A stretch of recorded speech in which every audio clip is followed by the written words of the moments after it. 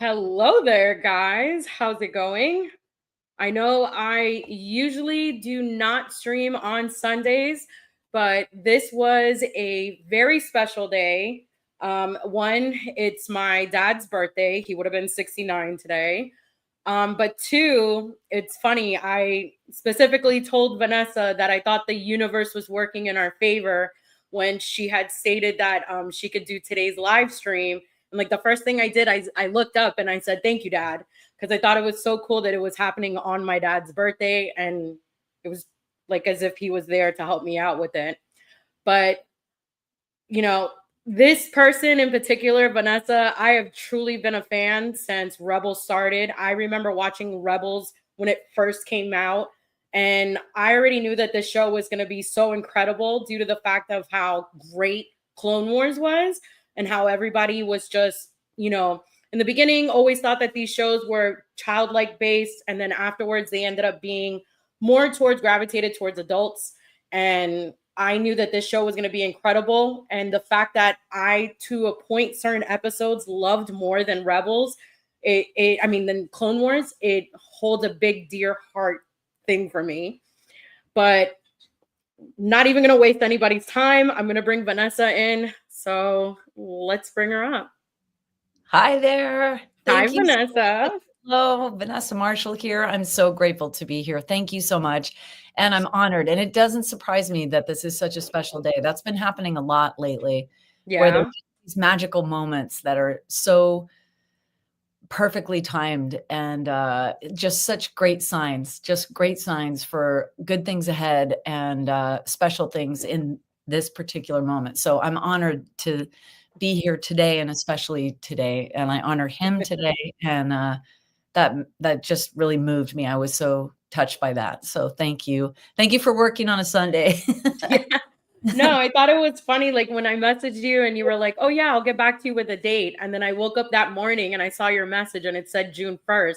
It was funny that night. I actually had a dream about my dad, about like the last time we hung out with him. Whoa. And yeah. And it was like, I had instant chills when you wrote me back. Yep. And as soon as I saw the date, like I wrote you back and I said, "It's my dad's birthday." And this was truly meant to be. That honestly, stuff like that's been happening so much lately. What exactly like that? It's so weird. Yeah. I love when that happens. That's to me, that's the force working. Yes. The force is mysteriously working. Yeah. Yeah. And I'm so grateful. Definitely.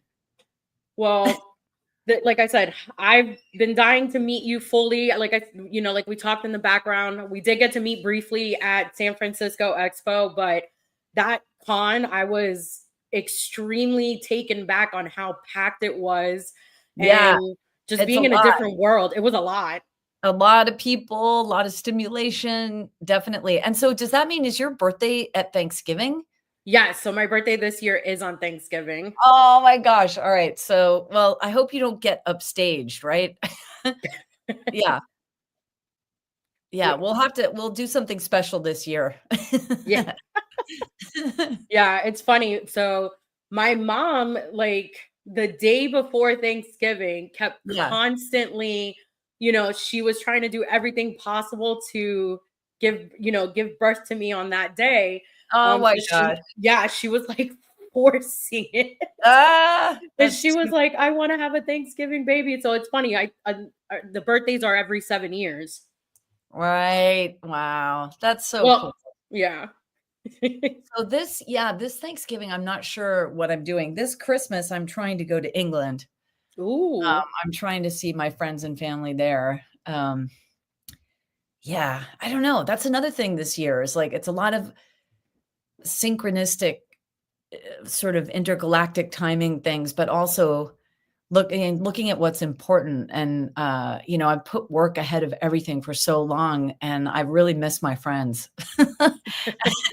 So I feel like I'm going to take a little R&R time at the end of the year, but I'm going to do it in December. That's good.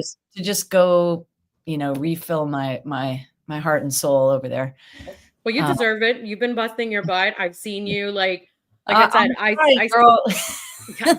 Trust me, you like I was telling somebody the other day that I was very impressed by you and Katie Sackhoff. How like you Oh, girls dude. just kicking Yeah. ass in the women's division in Let's Star Wars, go. doing podcasting. I Yeah. recently saw her show at ICC Nashville, and Nice. yeah, it's just I love how you girls are just kicking butt. Well, it's interesting. So yeah, the new podcast, the Star Wars Rebels rewatch on iHeart, which I know, thank you for following and listening.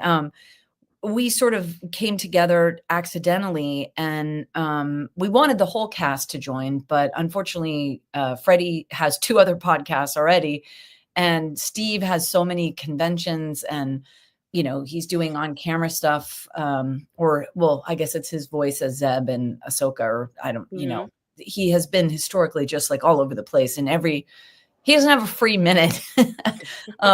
So, and it's not like Taylor, Tia, and I sit around knitting and yawning. Like, we also have full schedules, but we were able to like carve out a certain day to nail down, and we were able to commit to doing it, to then have those people join us if and when that they can, to kind of reminisce. So, but I was at the helm of taking it to a friend of mine at iHeart and saying, like, do you think people would want to rewatch all 4 seasons with us and kind of reminisce? And also, people who can't get to Fan Expo, we were hoping that we could bring the con to the listeners on their jog, on their way to work, or whatever, wherever it's a lot cheaper than flying to, San Francisco or whatever it is, that we could have that kind of community at any time, vis-a-vis a podcast. And so, yeah, I don't know that I can take full credit for it, but I was the driving force that would not relent. I would not stop until I got it done. So, yeah. And I mean, I think it's important to have focus and drive. And I had that also with my gaming channel. If you'll see behind me, I had a Twitch channel where on Wednesdays, I would You would do a Twitch live stream. stream. Yeah, where I play the video games. I voice with other actresses in the games, and we raise money for women's charities. And unfortunately, the video game strike kind of cut into that. So I could no longer play any games that I voiced, because you don't want to promote those games, because that's against the protocol for the strike. So I started playing like Nintendo.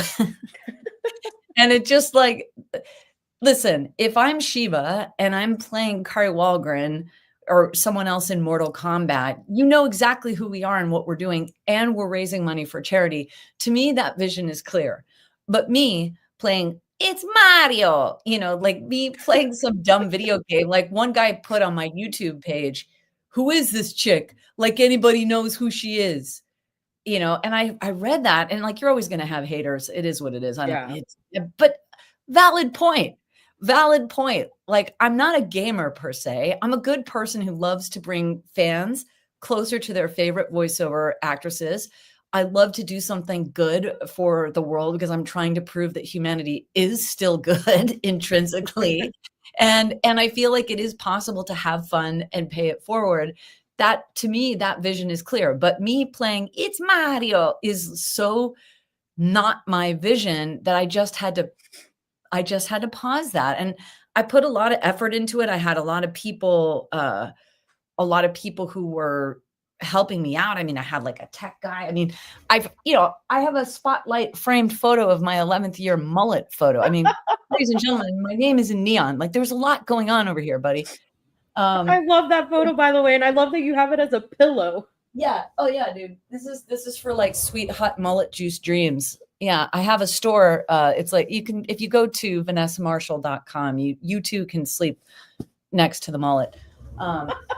I think what I'm gonna do is I'm gonna take that photo and make it into a shirt, and then when I see you in September, I'm gonna take a photo op with you with the shirt. Yeah, well, the shirt is available in my store as well. Okay. All the proceeds go to the Trayvon Martin Foundation. Everything that I'm doing is not for that. personal gain. I'm like trying to help people, so people, feel good, better about themselves, whatever. I mean, it's the least we can do for people, in my view. But anyway, it was nice that the podcast was able to function and coalesce and help other people feel as good as I hoped they would. And, the hashtag Star Wars family thing is not a theory. It is a way of life, and it's a real thing. And, we find each other wherever we are, and we have the ability to be friends with people from all over the world. I mean, I just got back from Celebration Japan, and it was incredible. This like instant connection with people who didn't even speak English, like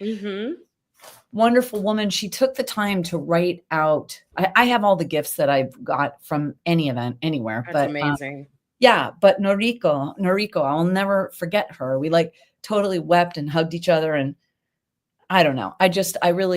I'm so deeply grateful that the podcast came together, and it's another way to experience more of that kind of family all over the world. So there you have it. Some things work out in the hustle and other things do not, but I am not done with the Twitch channel yet. As soon as there's a fair, equitable conclusion to our current strike, which if you want more information, you can go to sagafter.org or to Game Performance Matters. There's a petition on Game Performance Matters that you can sign saying that it matters as a gamer. You want humans on a microphone and not a computer doing the voices in a game that will be quote unquote good enough. As a gamer, you deserve better. You want, say, Troy Baker's soul in The Last of Us, and that game wouldn't be what it is without his gifting his service and everyone else in that game. But anyway, if you want to sort of let the gaming companies know that you want humans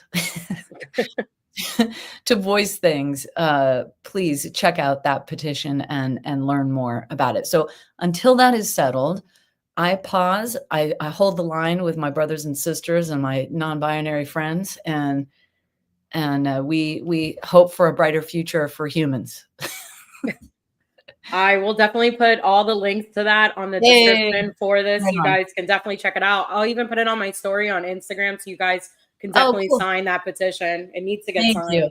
Thank you. Because I play video games. I don't play video games as much as I would like to. Yeah, me either. Yeah. But like recently I started replaying Battlefront 2 again. Yeah. Right? Absolutely love it.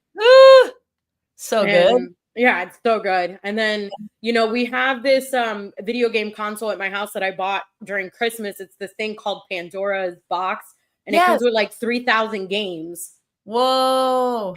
So like our favorite game to play here at home is like Mortal Kombat or Street Fighter. Street Fighter is my jam, dude. Yeah, I love Street Fighter. I love Street Fighter. That was I would have the actresses from Street Fighter come on. And I mean, granted, I'm not a voice in that, but I'm a fangirl, and we had so much fun. I mean, how is that not good times for all? Yeah. I mean, anyway, this show, it shall come back if it's meant to, whatever. In the meantime, we just hang out and try to help each other. I will say this, the one thing that I do love about you and also Sam Whitworth, you guys are the fighting voices for it. I'm constantly seeing Sam promote it. I saw him last year at a panel in Ocala, and he he was very adamant about it. That's where I'm going to be in September. That's the one. Yeah. Well, yeah, guys, in September, she's going to be in Florida. So I'm going to drive my little butt over there to go see her. I know. It's like an hour, isn't it, from Orlando? I mean, I think I fly into Orlando and it's like an hour to Ocala. Yeah. Yeah. It's like an hour from Orlando. And then it's like 2.5 hours from me from the last time I went. But I'm still coming. All right. No, I'm one of those. I usually like when I like to go to Disney or the parks, it's like a 2-hour drive for me, and I do it. I don't mind the trips. Sure. All right. Well, we'll get our plan together. Oh yeah, for sure. Awesome. I'm gonna address the chat real quick. They wanted to say hi to you. Oh my gosh. Okay. I can't see the chat. Hello. Can you see? Oh, you can't see it? I think I was on private chat. Yes, Ocala Comic-Con. That's right. Hey, John B. What's up? We've got look at all these humans. There's so many people. What's up? What? We've got Vincente. Thank you. Thank you. Lex says kind words, Miss Marshall. Aww. Sagittarius says unite. You know it. Yeah. Well, England would be dope. Like, I hear these horrific stories. I mean, okay, on the one hand, I have one friend who's like ChatGPT, like she's like, I don't know if I want oatmeal or apple juice. And she's like, ChatGPT, like, what should I do? And like, I get it. There are certain quandaries in life where I cannot decide between eggs and, a bagel, whatever. But my friends rely on ChatGPT to the point of like when we had the fires here, Mm-hmm. and I was like, bro, I think I need to go because my house is about to like Get on fire. explode. And she would send me text what ChatGPT told me to do. I was like, dude, I don't need your phone knowing about my life, man. I mean, whatever. But so here's what I'm saying is that it is immensely helpful for her. And she is like a multi-level genius. And sometimes she's so smart she can't think straight. And the logic of ChatGPT and the AI really serves her well. And I love that it gives her that clarity. And she almost feels like she has a friend in her phone advising her, which is also good for her mental health. La la la. So I'm not poo-pooing AI, but I am saying like simultaneous to this, my friend texted me an article this morning where I was like, uh, we're in deep, deep, deep trouble. Like, hold on, where is this? It's like basically there are going to be no white collar jobs in 5 years because AI is going to replace everyone and everything. I was like, what? And that the head of the company, I wish I could find this, the head of the company who's creating this AI is warning people that while this is exceedingly convenient, there will not be any entry level jobs for folks in their 20s and 30s in 5 years because AI is going to block them out. But that is exactly what is occurring in the world of video games where AI is good enough. Like, so we're really at an important crossroads. It's not just like a bunch of self-centered actors who want to make billions of dollars and are trying to, hold like, claw at their living. It's seriously, it's everywhere. And Yeah. AI, while it is helpful, I mean, Bill Maher this past week said that, that computers are already revolting and they're going to murder us all. Like, I mean, he didn't say those exact words, but something to that effect of like, it's his worst fear that AI is going to be the end of us. And there are a number of people saying that without going so sort of apocalyptic doomsday about the whole thing. I just, I think my hope is that we can take the good in it and also keep the human beings, bringing that intangible essence of soul. Like so many people love Rebels so much. It's because we cared. Like if you Mm-hmm. felt love in that episode, it's because we felt love for each other. There's something like a computer maybe could have executed that, but would it have had the soulful caring? We care. We care about the fans. We genuinely love you. It's not fake. It's not for fame and fortune and whatever else. Like we care about the saga. We care about the people who understand it. We care about preserving it. And does a computer care? No. I don't know. I don't know, but I do like, I don't know. I worry about my friends in their 20s and 30s who may not be employed in a couple years. Like that's not fair to them. So anyway, I don't know. James Cameron did warn us 40 years ago, I was right? just about to say we did have what is it? Sarah Connor did warn us. I'm saying, dude, what the heck? What are we gonna do? I don't know. I'm kind of mildly terrified. John B says Yeah. the pot of the rebellion has been so much fun to like to listen to. Oh, thank you, John. Oh, And and it's wait, I met John B at Celebration. Hey, oh, hi that's there. And funny. I don't know if I'm going to SDCC yet. I don't know yet. I hope so. Are you going to San Diego or no? Do you know? I don't know yet. It's still in the air for me. Yeah, same. I'm not sure. When is that? July? Hold I on. think that's in July. I know that they announced like a whole bunch of stuff like they're not doing the Marvel panel anymore, so I know a lot of fans were upset about that as well. They're not doing the Marvel panel? Yeah, they announced that they're not having a Marvel panel this year. Oh, yo, that's so not cool. Wait, hold on. SDCC. Does someone in the chat have the date? Hold on. I can look it up. No, take over. I know I'm looking at STCC 2025, July 24 through 27. Okay. Okay. I don't think I have anything. Yeah, no, I could very well just end up heading down there for fun. I was asked to do a panel for cartoon voices, but only if I'm already gonna be there, and I don't think anything I'm in is releasing in that time frame, so anyway, but, you're not mad at me? Thank God. No, somebody goes, Yeah. I'm mad at you, Vanessa. Why do I have to cry every time I see that canon moment? You guys made us care. Oh, no, wait, I missed that. Hold on, let me see. Is that early? Hold on. No, it's later. It's all the way in the bottom. It's like a newer message. Oh, dear. Well, I'm so sorry I missed that. Yeah, I know you should be mad at me because it was gut-wrenching. I don't know, dude. It was next level, and, even watching it was way, way worse. Yeah. You know, I'll be honest with you. Mm, In one of the episodes of the Pod of the Rebellion, and one of my things that I absolutely love was that Steve Bloom said that, you know, he's been doing voice acting for a long time. And usually he's always done voice acting by himself. And he said with Rebels, he loved the fact that everybody was in the room together right, reenacting the scenes. And you can hear the pure emotion that would come out of every scene. right. And, you know, even though I there's so many episodes, so many different moments in Rebels that like were gut wrenching. And yes, Kanan's death being the worst one I've ever had to experience. Yes. But just hearing the conversation between you and Freddie Prince as the characters Yeah. with that scene, you can really tell that there was pure emotion into that. And, you know, Yeah. we don't really get a lot of shows like that anymore. Yeah, and I'm telling you, that's why I'm saying, like, the human element. I mean, I think it matters. I really It think it matters. does. I mean, you cannot tell me that a computer could do what Snips did. Yeah. Come on. Snips slayed.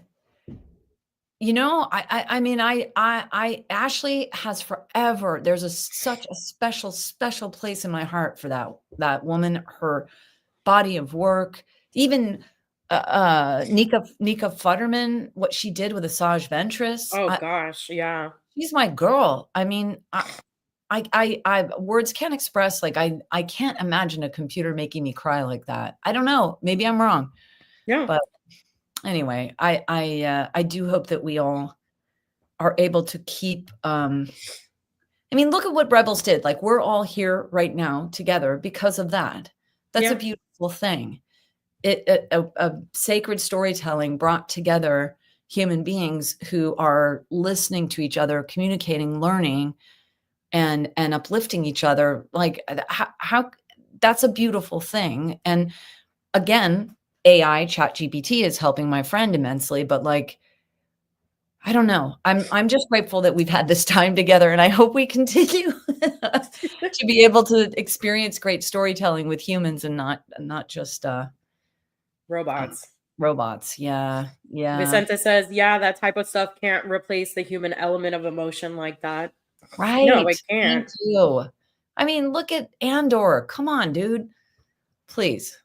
Next level. Yeah, Yeah. look at Bad Batch. The emotions Oh, in Ted. that. Yeah, Yeah, with all the characters that D. Bradley Baker has done, you yeah. know, you know, even though he is the voice of all the clones, you get Yes. different emotions out of Yes. all of them.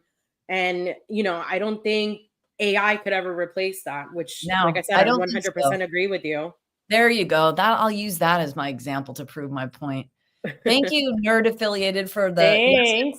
played Wonder Woman in, Red Sun. Yes, that Yes, was a great movie. that was one thing that I was actually gonna like bring up. Like Yeah, go ahead. you not only have you been the voice of Hera, but like you've been Wonder Woman in the Harley Quinn show. You like I said, you did Shiva in Mortal Kombat. Yep. So it's like you've had an extensive amount of voice actors that you've done for many years. Yeah. I've been very lucky to tell many fun stories. I think Hera's probably my favorite, in the sense that even though I don't have kids, I find myself to be, like I am a space mom in life. You are the space mom. I'm 100% the one who's looking for someone who needs help, and I'm gonna help them, and not in a way that is, I don't know, it's a genuine thing. So her agenda mirrors my own. I think she has more discipline than I do. I think I get distracted easily. And I'm pretty focused, but I think she is like bionically focused. And she manages to really get the job done. And I mean, as we see in the 4th season, she regrets not taking more time with Kanan. She thought she had more time. Um, but yeah, I don't know. I would say that Hera is my favorite. Wonder Woman was an honor to portray, and I hope that I could just bring all the best parts of myself. I am a martial artist. My father was a pilot. I don't have an invisible airplane. I'll be I live honest with you, that was one of my favorite things to read about, that your well, dad was a pilot, and I yeah, just thought that that's so beautiful that you play a pilot and your dad's a pilot. yeah.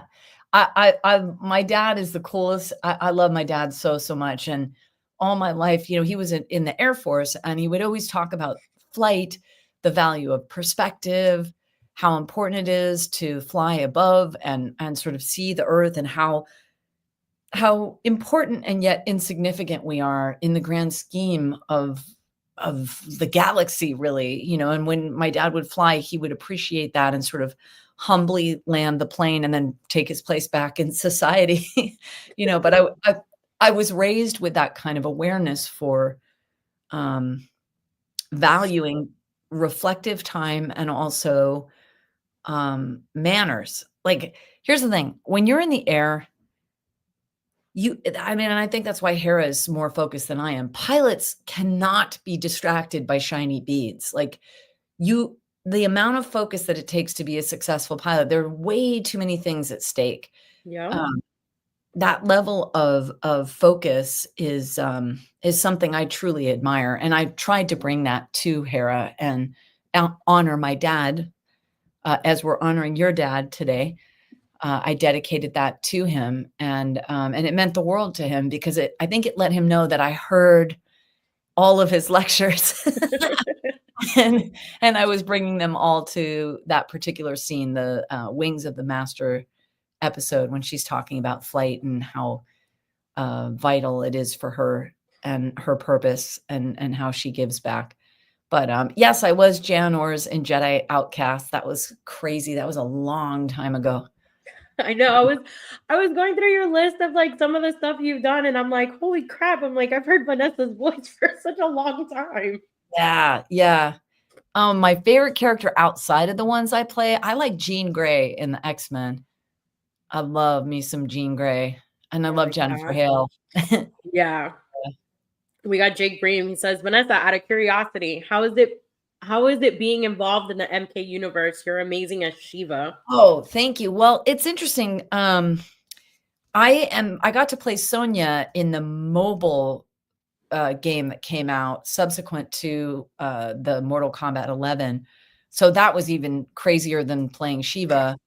I think in Mortal Kombat 11, it was Ronda Rousey who played that. But to be honest with you, I had never played the game. I didn't really understand what I was doing. And, I showed up and they were like, "Oh, you're Shiva." And I'm like, "Excuse me, what?" Like, "For the show card." Like, they showed me a picture of her and she's got like 7 arms, and, I don't know.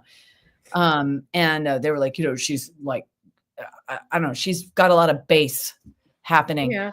And she's a big gal, and quite the fighter. So yeah, Onslaught, I think that's what it was. Yeah, where I got to play Sonya. But I don't know if that game did well. But anyway, since then I've been able to play the game, and I understand fighting games. I'm a huge, like, I don't love first person shooter, surviving a zombie apocalypse. Like, that stuff makes me want to throw up. I get like, well, I feel very alone as a single player, but for some reason, and maybe it's because I'm a martial artist, I like seeing what's coming. I like to, Yeah. if you hit me, you're going to pay for that with something else, because there's always a counterpunch, and like, gotta stay. That works for me mentally. So the Mortal Kombat game is obviously a fighting game and similar to that. And I just can't stop. I love it. I love it so, so much. So looking back on having played Shiva, I'm even more grateful than I was to begin with. So yeah, it's amazing. Yeah, But Ryan yes, says you also voiced Jan Ords and Jedi Outcast, which you did. One of my yes, favorite Star Wars stories. yeah. That was crazy when I booked that job. And I think I mentioned that I had an ex-boyfriend who was really upset that I had been cast in the very role that he was meant to keep alive in the game. That's kind of Like, funny. he's just like, "But why? Why did you have to play that character?" I mean, he didn't sound anything like that, but anyway, we're friends, it's all good, but I do remember him struggling through that game because he was like, "Ah," you know, uh, anyway, yes, I played Natsuko in, the recent dub, the American or the English-speaking voice, yeah, that's on Netflix. Yeah, that was a really, really cool if you haven't checked that out on Netflix, it's really, really cool. Yeah, I have it saved on like my next things to watch. I have so many like cartoon shows that or animated shows that I want to watch. I have that one. Yeah. What is it called? The Killing of the Moons or something like that. The new Predator show that's coming out as Oh, well. yeah. You I gotta see can't. that. Yeah, Yeah, I can't yeah. wait. That's true, John B., you make a good point. The NostalgiaCon in Houston, it's on the weekend of August 23rd. Uh, Yes. this is rumor has it, it's Vanessa, Tia, Taylor, Steve, I think Ashley and Dee and Sam are there, but also Freddie. Freddie Prince Jr. is supposed to join us, so I hope so. who knew? Yeah. Yeah, I've been to like two cons where Freddie was supposed to be there and then he had to reschedule. And I'm like, damn, I'm like, Freddie always Yeah, reschedules.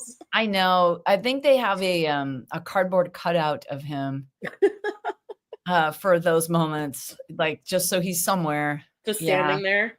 Well, look, he's a very committed father, and Yeah, he he also is. is an on-camera actor, so he has a full-time career and, many obligations, and sometimes, I think for a few of them, those on-camera things ran longer, their production schedule was behind, and, Yeah. you know, it's not that he's a jerk who doesn't show up, it's that he's honoring the original commitment that he had to be at this thing until it was done, so Yeah.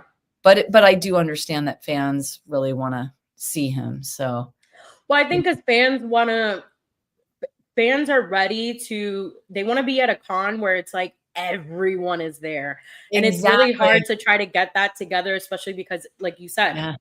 people Yeah. have families, they Yeah. have committed obligations that they've made months, Yep. even years ago. Yeah. But I think like as the fans, like for me, there's a con here in Florida called Florida SuperCon, and they had the 15-year Oh, reunion of the Clone Wars. So I got to take a yeah. photo op with James, with Ashley. Yeah. And it was like I was Yeah. sitting between the three of them, just like, what the heck? I'm like, this is crazy. And it's the Yeah. 15-year anniversary. Yeah. I know. I wish it were easier to get all the rebels together. Believe me, it would be I would love if they real did like a special. Rebels con. Well, yeah, maybe I just need to make that happen. I don't know. Yeah. Do Yeah, a small maybe little that's Rebels con. yeah, something like that. I'll figure it out. I know you will. Have you worked on an audiobook? If so, which one?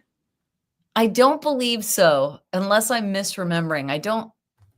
I know I've done there was a podcast I did recently called Lady Ram that's about the female owner of the Rams from St. Louis. Mm, That's not a book per se. No, I don't think I've ever done an audiobook. I've auditioned for them, but, I have not done them. I mean, it's a different job because you get hired and you have to sort of record it on your end, and then yeah. it's a different experience, and it's very time consuming and detail oriented, and it's not that I couldn't do that, um, but that's like an 8-hour day, and I'm on hold for other radio stations, where I have 12 rock stations in Canada, Oh wow. and other stations, let's see. what is it, in Big 105.9 in Miami? Yeah. Yeah. It's the rock station. Yeah, Yeah, Big it's like 105.9. Yeah. yeah. I do stuff for them and I'm on call. And so if I'm in the middle of a book, that doesn't bode well for my other ongoing gigs. So it's not quite worked out, but That's yeah. awesome. Yeah. So for getting into the history of you, I know that you're a Princeton graduate for acting, Yeah. and that's just exceptional. How did, when you were younger, how did you come to be where you were like, I want to try, voice acting? Well, so I grew up in the industry. My mom was on a TV show called Dallas and then Knots Landing for like 13 years. And my dad was a news reporter at NBC on camera, so it was a very strange childhood. Like my dad was always, very grounded, reporting live. He had you do not want to get on the 101 freeway. There's a car in the number 3 lane, whatever it is. Like, I'm like, dad, calm down. Or we would be in the grocery store and people would ask for my mom's autograph. Then we asked for my dad's autograph. I was like, y'all, I'm out of here. It just, none of this appealed to me. I just was like, this seems weird. But what I did have was my entire Star Wars action figure collection and a love of storytelling. And that felt sacred to me. And that felt like something over here that had nothing to do with the business of acting or whatever it is. And I wanted to be a storyteller. And originally I remember I wanted to write, produce, and direct films for, by, and about women. And this is what I would say at like 12. And so I read every philosopher, I wanted to read every book ever written so I could understand every story ever told, what what were the commonalities and how do you tell a great story, and Joseph Campbell and the study of myth and this and this and that. So I go to Princeton, and first I went to the anthropology department. I was like, I'm going to major in anthropology because there's something theatrical about religious ritual and there's something sacred about the theater. And I'm going to prove that we need entertainment in our lives to heal as people. And we need to find our tribes through stories. And they were like, what? And I said, all right, well, maybe I try this through philosophy. So I go to the philosophy department and I was like, let's look at this from a Kantian theory. Let's try, let's try, whatever it was, Descartes, I don't know. And they also thought I was nuts. And I thought, okay, I'm going to go to the English department and I'll start with like Chaucer, the Odyssey. I'll read all the things and The see. Odyssey is amazing, by the way. Yeah, totally. And I thought I'll start with these stories and I'll go from there. And then I'll get into writing, producing, directing. Meanwhile, back at the ranch, I have a friend who says, hey, can you do this audition scene with me for NYU graduate acting school? I was like, sure, man, let's drive into New York City. I'm in New Jersey. What do I care? Sure. So we go and I get in and he does not.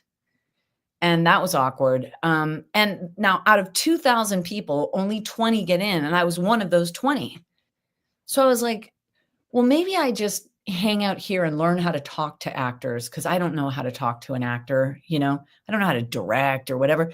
So I ended up going to graduate school for acting at NYU for 3 years, which in hindsight, I don't necessarily recommend. If you have an innate ability to act, you already know how to act. I'm not saying you are not teachable or have nothing to learn, but I am saying what might serve you better is to go get a job doing that gift that you have. Like no one can teach you how to do that per se. Yeah. Did I learn dialects there? Did I learn elocution, this and that? Absolutely. Did I learn commedia dell'arte, mask work, and all these other privileged activities? 100%. That's a very expensive graduate degree for something that I think one could also, a dentist needs to go to dental school to be able to help you with your root canal or whatever it is. But an actor does not necessarily need to learn how to say lily lolly, luli lolly for 3 years.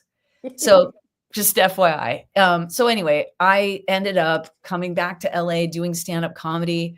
And I had gained 50 pounds and I became a plus size model. That's a whole other thing that was like, I I so commend you on that Oh, because dude, let me just tell you, it was like Alice in Wonderland. I get an on-camera agent. I'm at this party. I'm at the buffet and I'm clearing it because the more I eat, more for me, all the anorexic models are like, eat, eat, eat. They're not, nothing against anorexics, but I'm saying like they are not eating the buffet. I am 100% Italian, eating all the food. And this guy came up to me and he was just like, you should model. And I said, what do you mean, with clay? And he said, no. He said, you should 100%, you need to plus size model. I'm a Ford modeling agent. And I was like, wait, how much money do you make modeling? And he told me, and I was like, wait. I lived my whole life like fat shaming myself, feeling like I don't deserve to breathe because I'm not like a will of a wisp of a whatever. I was always playing football with the guys and like kind of a portly gal and, hating myself for it because everyone in LA is so perfect. And you're telling me that my one perfection is my moneymaker right now? I was like, let's go. Yeah. And he was just like, don't go to the gym. The more you eat, the more you work. I was like, wait, have I just died? And so I would show up to these jobs and I'm telling you, they would put like a tent on me and anyone would look obese in these. And again, nothing against obesity. I'm not trying to put value, but I'm saying that they were monetizing a segment of the population and taking advantage of my size to market to them. It was so weird. And it turned my idea of feminine beauty inside out. And I met these women who were not like all the skeletal stars of yore. They were like people like Lizzo did not exist back then. Like Lizzo is amazing. All these women of size and dimension, and it's irrelevant. Like no one cares. Like that just wasn't the case back then. But these women just revolutionized my view of myself. And so I fell in love with myself as a larger person, and I had a major spiritual awakening as a result of it, and found my voice through that process, and then ended up meeting a voiceover agent doing a one-woman show about all this stuff. And then that segued into voiceover. So how does this all come back to, tell us your history? Well, my experience is that if there are people who are aspiring voice actors, I would say go on adventures, say yes to things that don't make sense. I mean, don't do anything dangerous, obviously, but like I said yes to this plus size modeling thing. I ironically fell in love with myself. And when I accepted myself as I was, the weight melted off my body. Don't ask. Because believe me, I had a whole fat suit that I would carry to jobs and be like, no, seriously, I'm huge. Look at, to try and keep my jobs because I was making a really good living. Yeah. But I was leaning out as I was doing martial arts and this and that. And my weight became irrelevant. The point was that I was an empowered woman who had found her voice and owned who she was. And as a result of that, I really feel that the voiceover career was born from that place of power where it doesn't matter what I look like. I love myself unconditionally, not based on these external values that society teaches us. And it's not lost on me as a martial artist that I'm asked to play these like really iconic, strong female characters. And I feel like I've done the R&D to try and bring all that to help anyone else who might be killing the wrong person. If anyone is like torturing themselves to starve to death or whatever it is that eating disorders proclaim, it breaks my heart. I hope that there are other people, men, women, non-binary folks like that everyone deserves to be here and matters exactly. They're perfect exactly as they are, is my point. And so that's what saying yes to that crazy offer It's what got you where you were at. Pretty much. Yeah. And I started working in voiceover, and that's kind of what took over when the model, I lost my modeling career basically. Excuse me. So, and it was fine, but then it was time for me to play Wonder Woman or whatever. So anyway, you talk about plus size modeling. So I do cosplaying, and one of the things that I hate the most that is always constantly happening is I occasionally will get fat shamed on some of my pictures. And, Really? in the beginning, it used to be upsetting. It would, make me not want to cosplay. And Right. I would stare myself at the mirror and be like, am I really fat?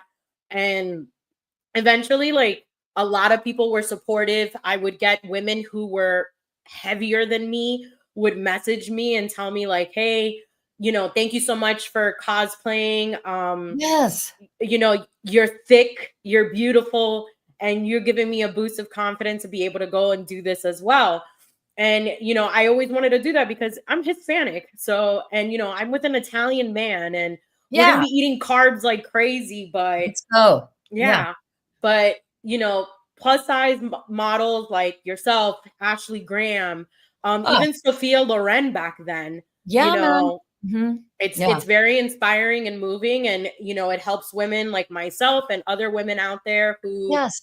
are afraid of their bodies, and it just gives you more of a boost of confidence. I know that since I've been doing it, Yeah. I've gained more confidence in myself. I Yep. don't feel fat anymore, and it's Yep. just it's those Yeah. people's opinions, and I can care less. Yeah. Honestly, I feel that when I stopped caring about it, that's when it didn't matter. And in a way, I try to set the tone because it comes back. Like, even though I'm maintaining like a 70-pound weight loss for like 20 years now. Oh wow, And congratulations. I eat a lot. Ask anyone. I mean, if any of my friends were here, okay, what does this look like? Let me tell you a little story. So I'm out to dinner with my friends, and I'm telling you, dude, I throw down, I can eat, and people are just like, I love Wow. food. I'm Italian, so you feel me. I can Yeah. eat away. And not in like an unhealthy way, in a way that like food's meant to be enjoyed. Anyway, so the bill comes and I go to pay it, and the waitress says, "Oh, your bill was taken care of." And I said, "What?" I'm like, "I'm from New York." I was like, "What? Like who? What are you doing?" Yeah, I'm like immediately suspicious, like, "Huh?" And she says, "Well, it's this family. They come here all the time. They're very wealthy. They pick one table to pay for their food. And the only rule is that you have to pay for someone else's dinner some other time. You need to find another table and pay for their meal." That's And awesome. and the waitress said, "I tried to tell them that you eat for 20 people." She said, she said, "I warned them that your bill would be through the roof." She said, "I told them to pick another table, but they didn't listen to me." And I was like, "Okay, fair." Like, so so we picked another table. It was funny to try and find a table of people who you think will, like, appreciate a free dinner out of nowhere. Because like, we Yeah. saw there's, like, a guy and a girl, and we're like, they look like they're on a date, not to assume some sort of heteronormative thing, but he seemed really like he was trying to impress her. I don't know. I don't know what's going on. But I was like, if he's gonna pay for her dinner and needs to do that to, like, man it up or whatever, I was like, can't really pick that table. So we found a table of what they look like artists who were like maybe college students or something. So we picked that Mhm. table. But anyway, my point is that, like, I am known by the wait staff in my area, like, "Oh, brother, here she comes." So, note to self: when I go and meet you in September, I'm gonna bring That's you like a bag of snacks. yeah. Well, this is why I'm known for having snacks in my handbag. I've got this like never-ending Willy Wonka bag of like keto snacks. I don't know what your food plan is, but I can assure you it's in my bag. Like, what is your malfunction? What is your solution? What do you need, buddy? I got you. You need Gorp? Do you need like nuts? Are you have a nut allergy? Because I have gluten-free, I have dairy-free. Like, I am a walking refrigerator. That's hilarious. We're gonna buy And you like, like a big ass like a thermal refrigerator dude, backpack.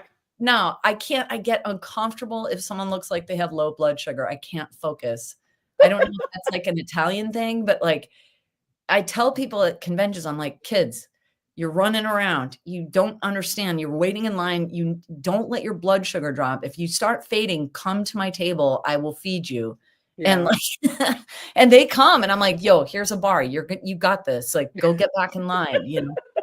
Like I am 100% known for space momming as like a food dispensary. So, or I'm Yeah, I don't know why. Like I can eat, but for some reason when I go to cons, like I'm in such a like hyper mood that I yeah, forget to eat sometimes. And I'm like yeah, in the middle of the thing, like MegaCon was just recently, yeah, dude. and I was bouncing around like a bunny getting signatures, doing Yep. photo ops.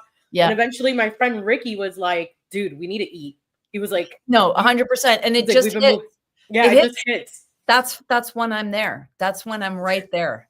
I've got like Well, jerky. guys, if you're at any convention and you're hungry, go to Vanessa's table. Yeah, and you get that lightheaded, like, I don't know what's I'm gonna fall over thing. Just like come to my table and be like, oh, I hear you have a bag. And I'm like, here, you know, yeah. I'm there for all of it. I want us all to like that's what I'm saying is there's so many things lately that make people wonder like, is the world falling apart? Like, and then when someone just like randomly hands you a bar when you're about to pass out, there's no way you don't feel in that moment like, wow, people really do care. Like I like it is worth it to hang in there, you know? Like See, I watched this movie a long time ago, and I know people have seen it. It's called Pay It Forward with Jaylee Hale Osment and yes. Yeah. Kevin Spacey and I think Helen Hunt. But Nice. I've Nice. always with that, you know, that message in that film, I've always tried to kind of like live my life like that. Like, Yes. you know, try to do the right thing, pay Yep. it forward, you Yes. know, it's, you know, I always feel like if you throw positive energy out to the universe, then, you know, positivity will come to you as well. It's true. It really is true. It really is true. And So I like do even think yeah, even though yeah, like we live in really scary times right now, yeah, it is very. nice when occasionally when people do positive things. Yeah. It means a lot. It means a lot. Yeah, I it's funny because I've got a few things in Japan and I didn't know why I got them. I was like, "I'm not sure why I'm buying this Hello Kitty doll," but I'm not It's really because you sure. were in Japan. Well, there's that. But then my friend was here this weekend and I said, I was like, "Does your daughter like Hello Kitty?" He's like, "Her whole room is Hello Kitty." I said, "That's There why you I go. bought that thing." So I went and I got the Hello Kitty doll and I was like, "Give this to your daughter." And I got a call from his daughter later that day, and the cutest little kid, it sounded like she'd won the lottery. And that's what I'm saying is like that's the point. Yeah. That's the whole point. Is those moments of connection where that kid actually was like, "Oh," you know, like that makes her day that much better, and I didn't know why I got that thing. And I sometimes like, why did I pick June 1st? I don't know. Like, it's the same that's the magic that I adore, and that Yeah. that that happens all the time, you know? I'll be honest with you, since I started, so 2 years ago, I started this journey on like, you know, like the confidence, and I was like, "You know what? I'm going to revamp my YouTube channel, but this time I'm going to change it around and do Star Wars interviews." And Good. that is one thing that I genuinely love. Like you're my number 30th interview. And Wow, congrats. thank you. And you know, every person I've literally have had on this channel, even including yourself, like you can just see the positivity and you know the how much you guys love your fans and Yeah, just how you guys try to do everything positive in this world to just, you know, be that person for somebody. yeah. Well, you're nailing it. I love it. It's wonderful to see. Yeah, keep doing it. Somebody goes, I was working as a money handler at a con and my sugar dropped. Ugh. Oh, yeah, it can happen. It happens suddenly, and it's actually quite dangerous, so I don't know. I don't force food on people, but I think sometimes we need a snack and we don't even know how serious it is, you know? Yeah. But So recently, I had picked up this awesome book that I had seen on Amazon, which is called Women of the Galaxy. yes, And they have a whole section just dedicated to Hera. I And know, I, yeah, it's a yeah, good like, book. yeah, it's absolutely beautiful. And I love all the different photos that they have of her. And I love that they have so many quotes here Yeah, that you have stated. Um, And one of my things is that you say that you reflect so much on Hera that sometimes you always think to myself, what will Hera do? Yes, all the time. All the time. So I was going to ask you, like, is it that on a consistent basis where you're always asking yourself, like, what would Hera do in this situation? All the time. That's Yeah. awesome. And if it's not Hera, I ask, what would Freddy do? And not Kanan, Freddy. Freddy. Because Freddy is the most decisive, wise logician Jedi. I've seen some of his like straight up conversations about Star Wars, and like him and Sam, they are both like how Sam likes to call it, they're holocrons. They are Star Wars holocrons. They really are. They really are. I'd pay to see those two in a debate. Woo! I can't imagine. Yeah, that explosive. Thanks, Ricky. Yeah, that would be an explosive debate between the two of those. 100%. Yeah. Yeah, but I do often think, you know, I again, it's like I can take things personally, and Hera had the ability to see beyond, which I guess is the ego, you know, just to break it down into sort of basic terms. But sometimes it hurts. Sometimes it hurts to take a risk and have it not work, or you know, you have every intention of being sort of nice and kind to people, and it's like it lands in like the worst way, and you're just like, what? Like, how did that even happen? Like, some things are true bummers, but Hera has a way of I don't know, somehow it seems like she figures out what matters, what's important, what you can control, what you can't control, what you should focus on, and what is not worth worrying about. Yeah. So if I played her, then I must be able to access her discipline. I don't know. Do you think that if you never played Hera, do you think that maybe your focus or how you view things in life would be completely different? No, I would just be being Hera in a void. I mean, I would just, because it is who I am. Yeah. I mean, I would just be who I am, but it would not be tied to any character per se. I mean, I think she most closely mirrors my own value system. You know. Did you ever think once the show was aired and every season came on, did you ever think or wonder that this character would be so iconic that later on they would actually turn her into a live action character as well? Nah, I did not think that. No, I was blown away. Yeah, I really enjoyed getting to see some of those things work out. I look forward to seeing more. I'm just so grateful. And I'm not done with Andor yet. I can't end it. You have to watch it. What am I going to do when it ends, though? The thing is, I had this conversation with somebody the other day, and I said, I can't. Watching Andor kind of, you know, I've always said that, you know, I'm always going to love A New Hope because it is the introduction to Star Wars. Sure. But if I had to classify like my top 3 favorite Star Wars films, it was always Empire Strikes Back, Rogue One, and I was Revenge of the Sith. Yeah. But then watching Andor and then the show ends, and then I know how Rogue One goes, you have such an appreciation on how you start with A New Hope.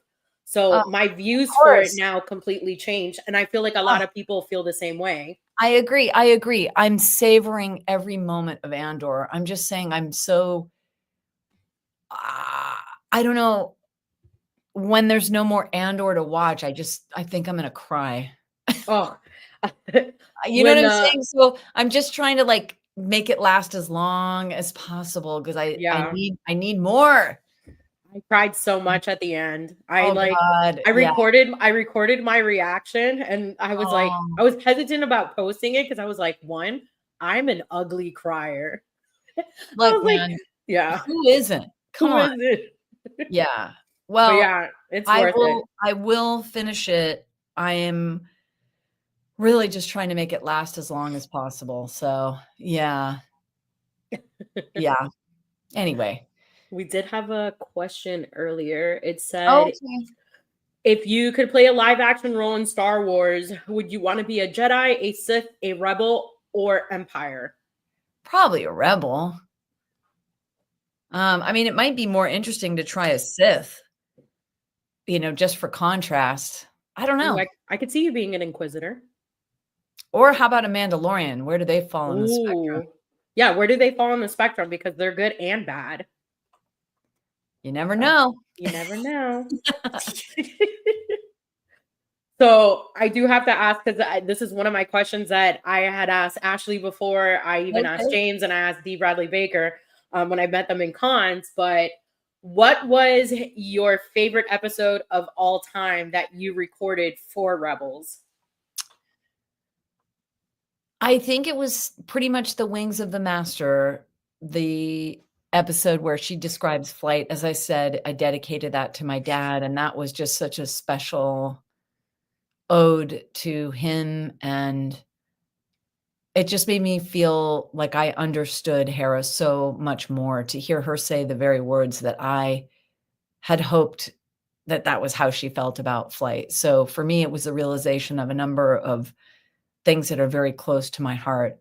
And yeah, it was fun to send it to my dad and say, "Hey, Dad, I dedicated this to you. What do you think?" And he was like, "Oh, pow, that's really powerful." I impressed my dad. That's awesome. Yeah, yeah. When you had received the call from Lucasfilm to Mhm. basically be part of Star Wars Rebels, what was your initial reaction to it? I fainted. I mean, I totally was sobbing, hit the ground, and, I was blown away. I couldn't believe it, and, of course, there were, my agent was like, "Do I need to send a paramedic? Like, are you gonna live?" Like, because I was just, like, hyperventilating, crying. You think you're an ugly crier? Oh, Lord. I lost it. Um, yeah, I couldn't believe it, and every moment of the journey has just, like, been exponentially better than the last, and it just gets better and better, and I'm so grateful that we have the Star Wars Rebels, Pod of Rebellion, as a way to kinda celebrate that good fortune and that very special gathering of souls that at that time were able to create such a really powerful story. And, I'm really, really grateful to be a part of it. For anyone who doesn't follow the, podcast yet or hasn't checked it out, it's Pod of Rebellion, and, you can follow us on socials, with that handle, Pod of Rebellion. If you have any questions or cosplay or any fan theories that you wanna send, we do have special episodes where we answer fan questions, but you can email podofrebellionpodcast@gmail.com. I should also mention, part of our podcast, there's John Brody, who is Freddie Prinze Jr.'s best friend. He does another podcast with Freddie and has hosted a number of our RPG Star Wars games, and is while he's not a member of the cast, he's very much a member of the very close family and was a part of our journey in that way. And then there's also JC Reifenberg, who is our fact checker at the end of every podcast. And he, that guy, another holocron, my goodness. But I always learn something new, and it's just a really great hang.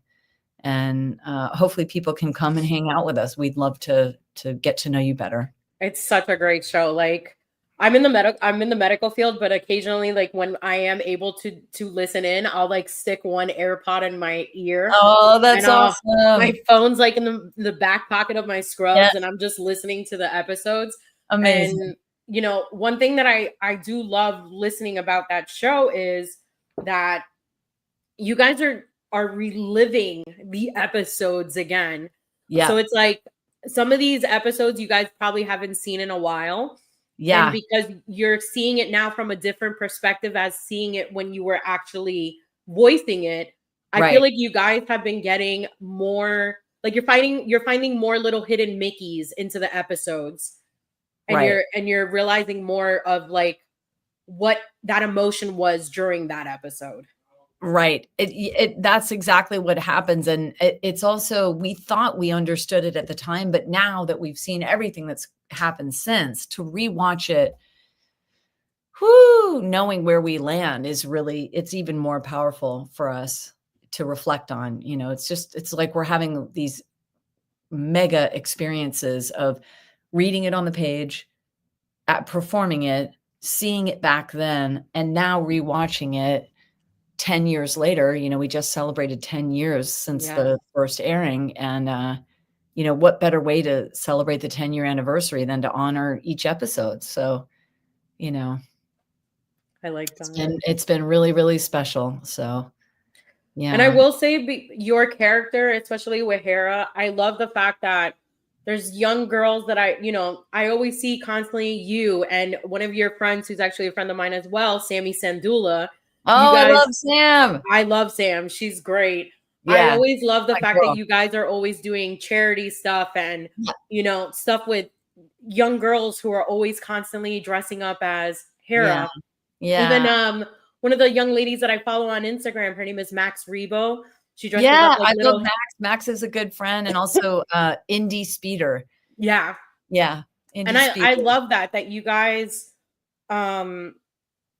give a positive outlook for young girls who are starting to get introduced into Star Wars. And sometimes there's people out there that think that women don't belong in Star Wars, but characters like yourself, Ashley, I can name other voice actresses or even live action actresses. You guys give such a positive look to these young girls that I just think it's amazing. Well, maybe those people who say that someday they'll become a dad.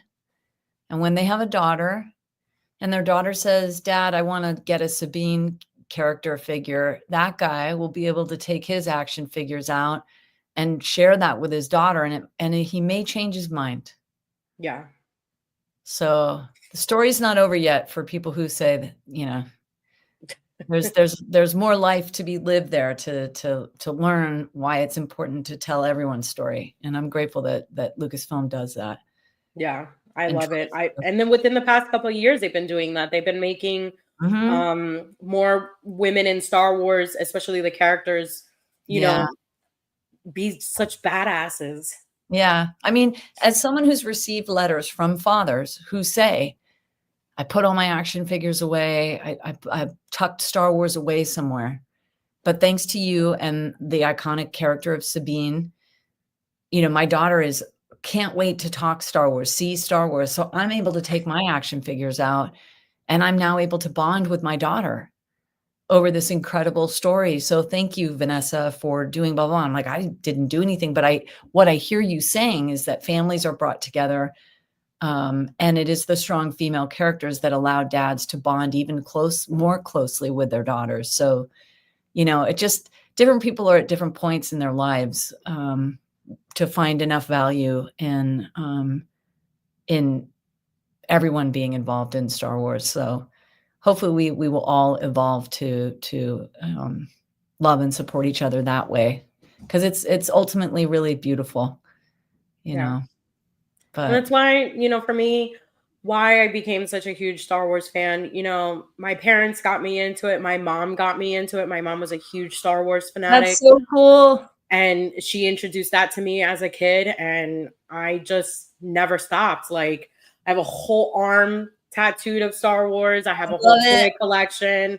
Awesome. Like my podcasting and everything. And yeah, it's Star Wars has brought some joy to me, but a lot of that had to do with, the female characters. I grew up with Princess Leia, and I thought she was absolutely badass. Yeah. And then I got introduced to Ahsoka with Clone Wars. Yeah. And I was just like, holy crap. And then, Rebels kicks off, and not only do I get an Ahsoka, but I get a Hera and a Sabine.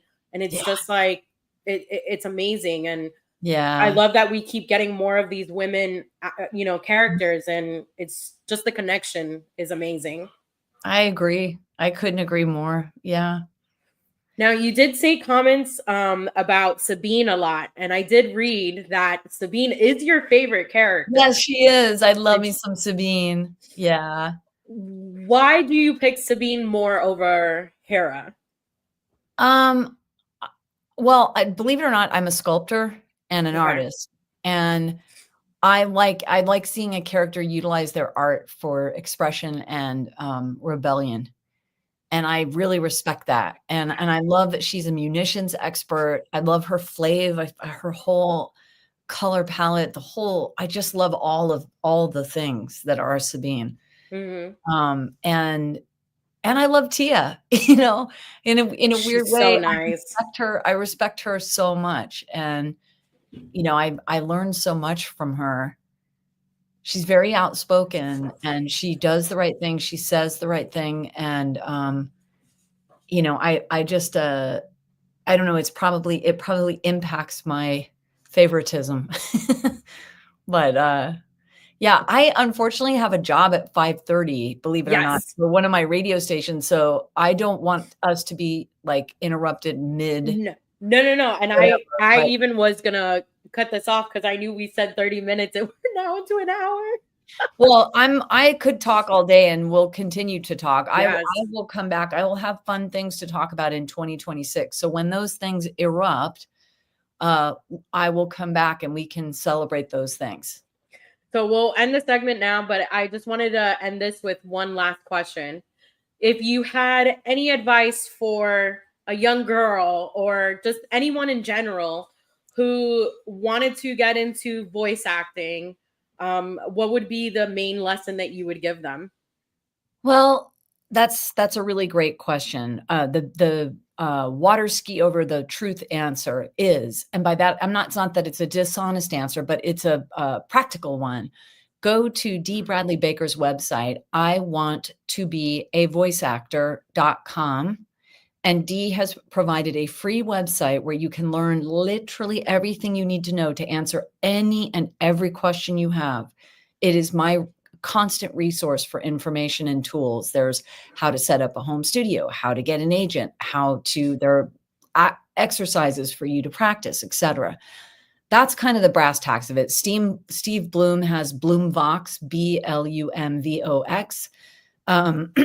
That's another place where you can study.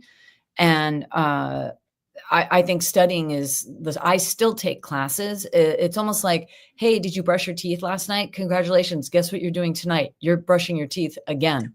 Like, you know what I mean? Like, you don't just learn how to do voice acting. Like, we go to the gym a lot more than just once. And it's Mm-hmm. important to stay limber and nimble and open and curious. And so that's the brass tacks answer. The spiritual answer that I tell people, the people that I find that have the most success in voiceover are stand-up comics, singers, and former lawyers or people in the legal profession. Why is that? Stand-up comics have a point of view and they speak it without apology. You may not agree with them, but you respect them for, what's the deal with X, Y, and Z. So stand-up comics they're no stranger to a microphone and they speak their truth. Two, a singer knows how to phrase music in a way to capture your soul. They also know how to phrase words. Gray Delisle, Tara Strong. Oh, People Tara who are, Strong's amazing. yeah, lastly, I would say lawyers or DAs or anyone in the legal profession, when you're proving a case and you're orating and you're memorizing a script and this and that, a lawyer is 1 centimeter away from being a voice actor. They have an agenda, they have an intention, there are very real stakes. They're very, very well suited for this profession. So whatever version of that exists in a person that I meet, I would like, oh, and you know who else does really well in voiceover? People who play D&D. Yeah. Why? Because they don't need to give themselves permission to play because they already know how to play. They don't pick up their dice or die and go, oh, am I good enough? No, you roll it and you're like, I know exactly what I am. You're playing. If you possess that ability, you're 20,000 miles ahead of everyone and you can't teach that. So there's no class for that. And hello, Jeff. So I would say that whatever your hobby is, I suggest that if it's riding horses, if it's telling, writing essays or short stories or writing novels, if it's, do you want to be a plus size model? Go do that. I say yes to the things, say yes to life, yes to the adventure of life, because all of that enhances and enriches who you are as a person. And when you bring your essence to the microphone, there is no competition because no one has had that life experience, and there is value and worth in every single human being's life experience. So the trick is to own it. And so I would say, like, that's the very complicated algebraic trigonometry answer of the spiritual process on this planet. And I'm even speaking to atheists, who are some of the most ethical humans I know. Whatever that process is for a girl, own that. And that's the key to everything. So, more importantly is have fun. And in the pursuit of fun, everything falls into place. And I mean, I know we work hard, but if there's no work-life balance, what comes out at the microphone is going to sound exhausted. It's just true. So I would say self-care and play and, really just owning whatever it is that makes a person unique. And sometimes it's the very thing that makes us feel so outside, excuse me, and unacceptable. And that's the very key to your success. So that would be my advice. I love that. Yeah. So Well, it's a tall order, but you asked. So no, I love it. I always love when you guys go into full detail with this. yeah, I'd say own your power and the rest will follow. I like that. Yeah. Well, guys, this was a blast. Vanessa, I'm so happy. I'm very thankful to you for being on here with me for this long. I can't wait to meet you in September. We'll definitely nerd out. We got this. You gotta tell me your snacks of choice so I can bring them. Oh, dude, I'll already have them in my bag. Don't worry about it. Yeah. No, but let's see if we can get Sam to come down. That would be incredible. Yeah. Let's work on it. Let's we'll figure this out. Very good. All right. Well, thank you guys. Thank you everyone in the chat. Lots of love. And yeah, like I said, Pod of Rebellion, come hang with us. If you're looking for a new podcast, we'd love to hang with you. So may the force be with you always. May the force be with you guys.